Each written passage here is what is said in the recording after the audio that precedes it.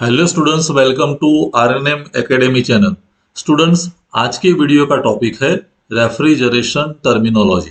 Means refrigeration में जो जो टर्म्स यूज होते हैं वो सभी टर्म्स आज हमें समझना है। पहले तो व्हाट इज रेफ्रिजरेशन, रेफ्रिजरेशन का मतलब क्या है। उसके बाद रेफ्रिजरेटिंग इफेक्ट किसको कहते हैं वो जानेंगे।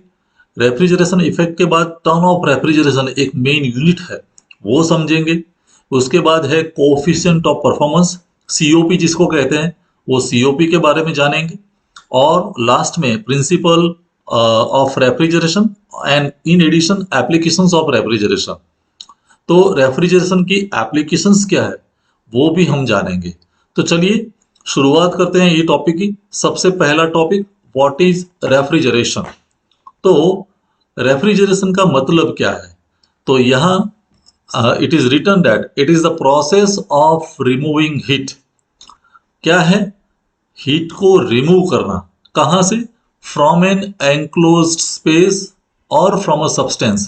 कोई भी क्लोज्ड सब्सटेंस, कोई भी क्लोज्ड एंटिटी है, एनक्लोज्ड स्पेस है, लाइक क्लोज रूम है, ऑफिस है, घर है, या कोई सब्सटेंस, उसमें से हीट रिमूव करने की जो प्रोसेस है and for the purpose of lowering the temperature, means उसका टेम्परेचर रिडक्शन करने की जो प्रोसेस है उसको हम कहते हैं रेफ्रिजरेशन।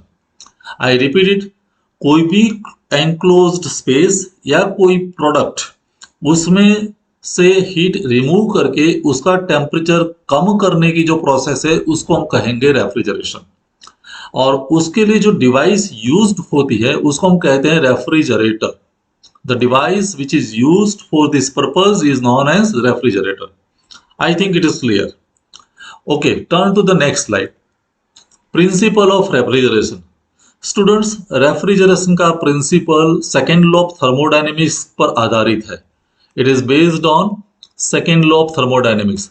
हमें पता है कि सेकेंड लॉ ऑफ थर्मोडायनेमिक्स में दो स्टेटमेंट्स है और उसमें से क्लॉसियस स्टेटमेंट जो है वो वेरी इंपॉर्टेंट। ये जो स्टेटमेंट है वो बहुत ही इंपॉर्टेंट है। स्टेटमेंट तो आप जानते हैं, लेकिन स्टेटमेंट का इंटरप्रिटेशन मैं यहाँ करने वाला हूँ।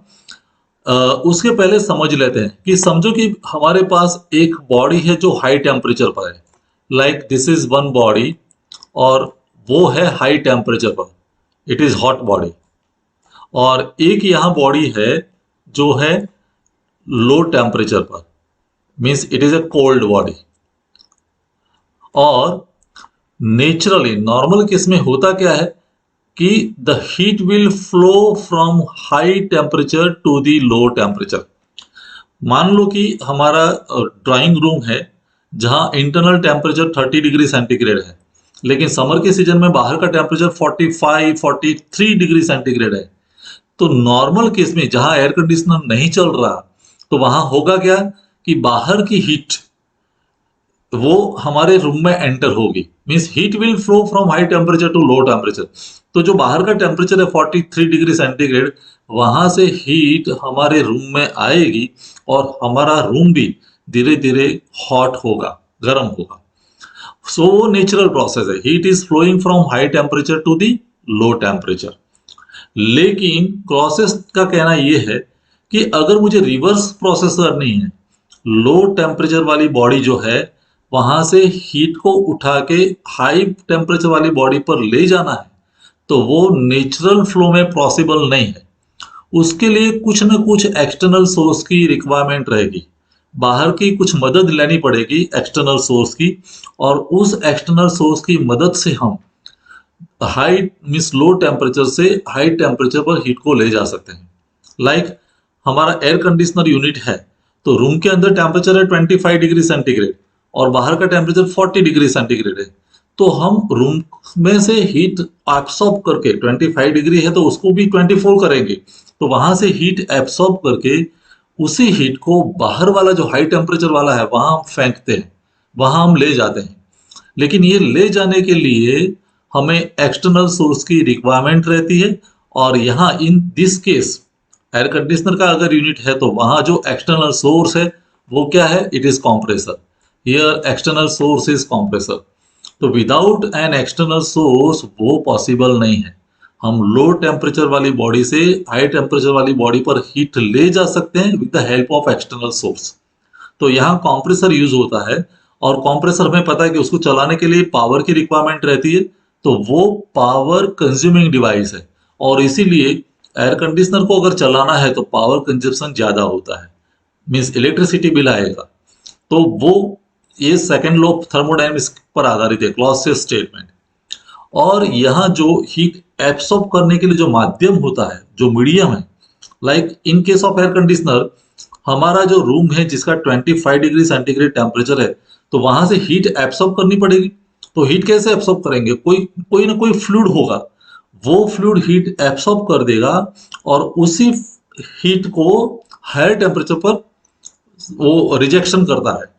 तो उसके लिए जो वर्किंग फ्लूइड यूज होता है उसको, या वर्क जो सोर्स यूज होता है उसको हम कहते हैं रेफ्रिजरेंट। तो रेफ्रिजरेशन के केस में जो फ्लूइड यूज होता है उसको हम कहते हैं रेफ्रिजरेंट, लाइक एमोनिया। बहुत सारे रेफ्रिजरेंट है, उसके बारे में आने वाले वीडियो में जानेंगे, लेकिन अभी इतना याद रखें कि जो फ्लूइड यूज होता है उसको हम कहते हैं refrigerant. Okay, come to the next slide. Refrigerating effect किसको कहते हैं? Refrigerating effect, the amount of heat that is removed from a substance or space over a certain period of time।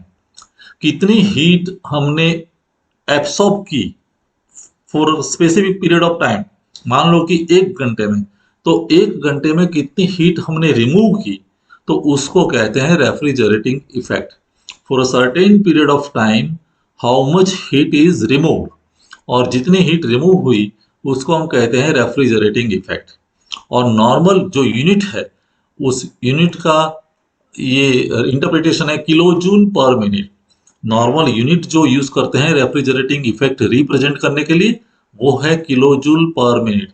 Means 1 minute में कितनी heat आपने, in terms of kilo joule, कितनी heat आपने remove की।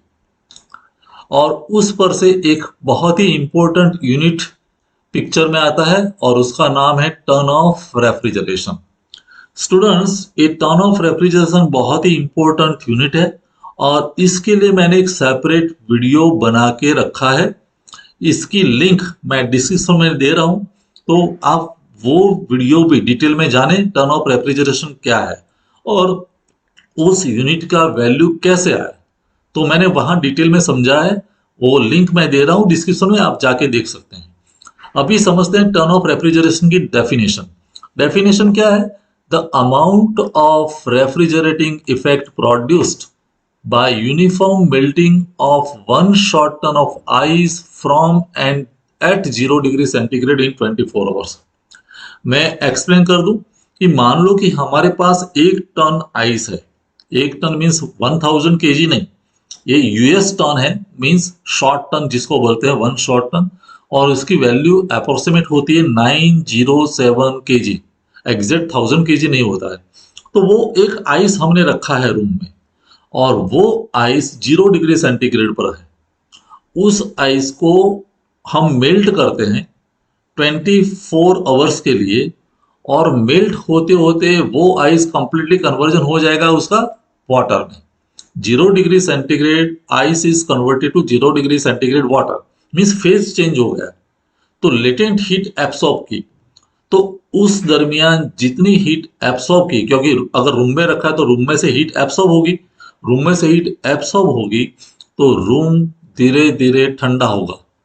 तो उसको हम कहते हैं, कितनी रेफ्रिजरेटिंग इफेक्ट प्रोड्यूस की, उसको हम कहते हैं टर्न ऑफ रेफ्रिजरेशन। तो 1 टन मीन्स उतनी हीट एब्सॉर्ब की। मान लो कि हम 1 टन का एसी लगाते हैं, तो उसका मीनिंग ये हुआ कि 1 टन आइस जितनी हीट एब्सॉर्ब करेगा उतनी heat remove 1 ton air conditioning unit से होती है। I hope it is clear. और 1 टन ऑफ रेफ्रिजरेशन का वैल्यू जो है वो है 3.5 किलो जूल पर सेकेंड। अभी ये यूनिट कैसे है, तो उसके लिए मैंने एक सेपरेट यहाँ आपको एक्सप्लेन किया है कि किस तरह से ये यूनिट आया है।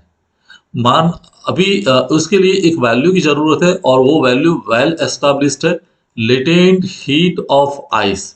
लेटेंट हीट ऑफ आइस है 335 किलो जूल पर KG. Latent heat of ice का मतलब क्या हुआ? लेटेंट हीट मीन्स वो फेज चेंज कर देती है।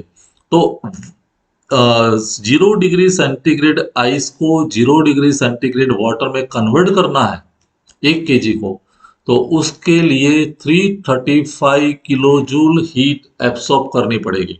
तो 335 किलो जूल हीट रिमूव करनी पड़ेगी 1 kg के लिए। अभी हम 1 टन ऑफ रेफ्रिजरेशन की जब बात है तो हम 1 शॉर्ट टन आइस रखते हैं। 1 शॉर्ट टन 1 kg के लिए इतनी हीट, तो 907 kg के लिए कितनी हीट? तो इतनी 335 मल्टीप्लाइड बाई 907, उतनी हीट हम रिमूव करेंगे आइस में से। तो सॉरी, उतनी हीट हम रिमूव करेंगे रूम में से और वो आइस एब्सॉर्ब करेगा। तो 335 into 907 kilo joule heat remove हुई रूम में से, और उसको अगर मल्टीप्लिकेशन के तौर पर देखते हैं तो ये वो हीट होती है 303845 किलो जूल। अभी ये हीट रिमूव हुई रूम में से और आइस का कन्वर्जन हुआ वाटर में, लेकिन कितने ड्यूरेशन में? 24 आवर्स में। तो अगर ये जो किलो जूल है उसको मैं 24 से डिवाइड कर देता हूं तो मुझे यूनिट मिलेगा किलो जूल पर आवर। 1 घंटे में कितनी किलो जूल रिमूव हुई वो हम जान सकते हैं। तो वो वैल्यू आई 12660 किलो जूल पर आवर, और उसको भी अगर सेकंड में कन्वर्ट करते तो 3600 से डिवाइड करना पड़ेगा। मीन्स आवर को मुझे मिनट में कन्वर्ट करने के लिए 60 से डिवाइड करना पड़ेगा, फिर मिनट को सेकंड में कन्वर्जन करने के लिए फिर और 60 से डिवाइड करना पड़ेगा। तो जब मैं ये वैल्यू रखता हूँ 12660 डिवाइडेड बाई 60 मल्टीप्लाइड बाई 60, तो आंसर मिलता है किलो जूल पर सेकेंड, और वो वैल्यू आएगी 3.5 किलो जूल पर सेकेंड। और kilo joule per second means 3.5 kilowatt. कहने का मतलब 1 ton of refrigeration is equal to 3.5 kilowatt. ये वैल्यू एस्टैब्लिश करने के लिए कई बार एग्जामिनेशन में एक क्वेश्चन होता है, what is the value of 1 ton of refrigeration? तो it is equal to 3.5 kilowatt. I hope the concept is clear. चलिए नेक्स्ट टॉपिक पर जाते हैं, coefficient of performance. Students, refrigeration एक ऐसी प्रोसेस है, सिस्टम है कि जहां कोई वर्क प्रोड्यूस नहीं होता है। ये वर्क कंज्यूमिंग वाला केस है, क्योंकि हम पावर सप्लाई करते हैं और हम कुछ ना कुछ परफॉर्मेंस लेते हैं। परफॉर्मेंस में हम क्या करते हैं? हम कूलिंग इफेक्ट जनरेट करते हैं। कूलिंग इफेक्ट जनरेट करते हैं तो परफॉर्मेंस को मेजर करने के लिए जो यूनिट यूज होता है उसको हम कहते हैं coefficient of performance, COP. COP exactly efficiency term से रिवर्स वाला केस है। एफिशिएंसी हम कब मेजर करते हैं? जब कोई वर्क प्रोड्यूस होता है, पावर प्रोड्यूस होता है। यहाँ पावर प्रोड्यूस नहीं होता है, पावर की हेल्प लेके हम कुछ ना कुछ परफॉर्मेंस डिमांड करते हैं और कुछ ना कुछ परफॉर्मेंस लेते हैं, तो उसके लिए जो यूनिट है वो है सीओपी। तो सीओपी कैसे हम डिफाइन कर सकते हैं? It is the ratio of the refrigerating effect to the work required. Means basic theme same है, आउटपुट अपॉन इनपुट। हम आउटपुट में क्या चाहते हैं? रेफ्रिजरेटिंग इफेक्ट, कितना कूलिंग हुआ, और इनपुट में हम क्या देते हैं? Power, work supply. तो it is a ratio of refrigerating effect to the work required. वो कूलिंग इफेक्ट जनरेट करने के लिए कितना वर्क देना पड़ेगा, तो वो दोनों का जो रेशियो है that is known as COP. तो कोएफिशिएंट ऑफ परफॉर्मेंस की ये डेफिनेशन आप भी समझ लो, और इसके लिए भी मैंने एक सेपरेट वीडियो बनाया है, कोएफिशिएंट ऑफ परफॉर्मेंस। आप वो वीडियो भी जाके देख सकते हैं, डिस्क्रिप्शन में मैं लिंक दे रहा हूं। COP of refrigerator. Not only that, in addition to COP of refrigerator मैंने एक और वीडियो भी बनाया है, coefficient of performance of refrigerator and heat pump. Means heat pump and refrigeration, वो दोनों के बीच का डिफरेंस क्या है वो भी आप जान सकते हैं। तो ये तीनों वीडियो की लिंक मैं डिस्क्रिप्शन में दे रहा हूं, आप जाके देख सकते हैं। चलिए last topic, applications of refrigeration. Refrigeration की एप्लीकेशंस कौन सी है, कहाँ कहाँ यूज होता है? मुझे तो ये कहना चाहिए कहाँ यूज नहीं होता है नाउ डेज। हर जगह now the refrigeration is used. आजकल रेफ्रिजरेशन का use day by day means ज्यादा बढ़ रहा है, तो यूज के बारे में जान लेते हैं। ये टॉपिक तो ऐसा है कि आप प्रिपेयर नहीं करते तो अभी नॉर्मल हमारा जो ऑब्जर्वेशन है उस पर से भी लिख सकते हैं। सबसे पहला application, storage and transportation of food items.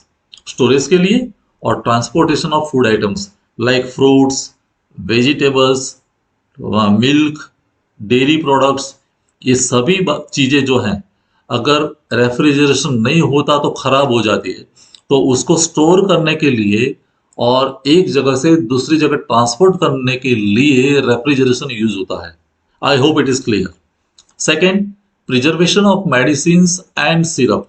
Medicines को मीन्स प्रिजर्व करने के लिए, संभालने के लिए भी रेफ्रिजरेशन यूज होता है। हम नॉर्मली मेडिसिन्स रेफ्रिजरेटर में रखते हैं, फ्रिज में रखते हैं, तो या फिर डीप फ्रीजर में रखते हैं, सिरप भी मेंटेन करते हैं। Otherwise the chemical composition is change. तो प्रिजर्वेशन ऑफ मेडिसिन के लिए भी रेफ्रिजरेशन यूज होता है। Then comfort air conditioning, comfort के लिए। कंफर्ट मीन्स बाहर का टेम्परेचर ज्यादा है, अंदर हमारा हमें कम टेम्परेचर चाहिए, कूलिंग इफेक्ट। कंफर्ट के लिए मीन्स एयर को कंडीशन करने के लिए रेफ्रिजरेशन इज यूज्ड। लाइक वो ऑडिटोरियम हो, वो मॉल हो, वो थिएटर हो या कॉन्फ्रेंस रूम हो, कहीं भी कंफर्ट एयर कंडीशनिंग के लिए रेफ्रिजरेशन का कॉन्सेप्ट यूज होता है। Manufacturing of ice and cooling of water. Ice का मैन्युफैक्चरिंग के लिए भी और वाटर को कूल करने के लिए भी रेफ्रिजरेशन का कॉन्सेप्ट यूज होता है। Industries requirement for efficient manufacturing and processing. Students, कई इंडस्ट्रीज ऐसी है कि वहां रेफ्रिजरेशन के बिना काम चलेगा नहीं। लाइक फार्मास्यूटिकल इंडस्ट्रीज, जहां मेडिसिन प्रोडक्शन हो रहा है, तो वहां एयर कंडीशनिंग की बहुत ही यूज रिक्वायरमेंट है रेफ्रिजरेशन की। तो ऐसी इंडस्ट्रीज, प्रोसेस इंडस्ट्रीज है, तो वहां भी रेफ्रिजरेशन की रिक्वायरमेंट रहती है। तो ये सभी इंडस्ट्रीज आप कोट कर सकते हैं। Then liquefaction of gases like N2, O2, H2 etcetera. ये जो भी गैसेस है उसको लिक्विफाई करने के लिए, मीन्स फेज चेंज करने के लिए भी रेफ्रिजरेशन यूज होता है। लिक्विफाइड करना है मीन्स हमें टेम्परेचर रिड्यूस करना पड़ेगा, कूलिंग करने पड़ेगा, तो वो रेफ्रिजरेशन का कॉन्सेप्ट यूज होता है। Concrete cooling for dams. Dams जहां आरसीसी स्ट्रक्चर है, कंक्रीट है, तो वो कंक्रीट को कूल करने के लिए, ठंडी करने के लिए भी रेफ्रिजरेशन यूज होता है। And last one is treatment of air for blast furnace. तो ब्लास्ट फर्नेस में जो एयर यूज होती है, उस एयर को ट्रीटमेंट देने के लिए, treatment of air, refrigeration is used. So these are applications of refrigeration. और भी एप्लीकेशंस आप अपनी ओर से लिख सकते हैं। ये सभी एप्लीकेशंस आप याद रख के एक नोट बना सकते हैं। तो at the end of summary हमने क्या जाना, what is refrigeration. Refrigeration means हम हीट रिमूव करते हैं, टेम्परेचर डाउन करते हैं। प्रिंसिपल ऑफ रेफ्रिजरेशन, तो second law of thermodynamics use होता है। Low temperature to high temperature हम एक्सटर्नल सोर्स की हेल्प लेते हैं और वहां हीट को पंप करते हैं। Then refrigerating effect, certain period of time में जो कूलिंग इफेक्ट आती है वो। फिर 1 ton of refrigeration is equal to 3.5 kilowatt. फिर उसके बाद coefficient of performance and last में एप्लीकेशंस ऑफ रेफ्रिजरेशन। तो स्टूडेंट्स, ये सभी टॉपिक्स आपको क्लियरली समझ में आए होंगे। कोई क्वेरी है, डाउट है, क्वेश्चन है तो कमेंट सेक्शन में जरूर लिखे। मिलते हैं नेक्स्ट वीडियो में। Thank you for watching, thank you very much. अगर आपको ये वीडियो पसंद आया है और आप मेरी चैनल पर नए हैं तो प्लीज मेरे चैनल को लाइक कीजिए, शेयर कीजिए और सब्सक्राइब जरूर कीजिए। Thank you very much.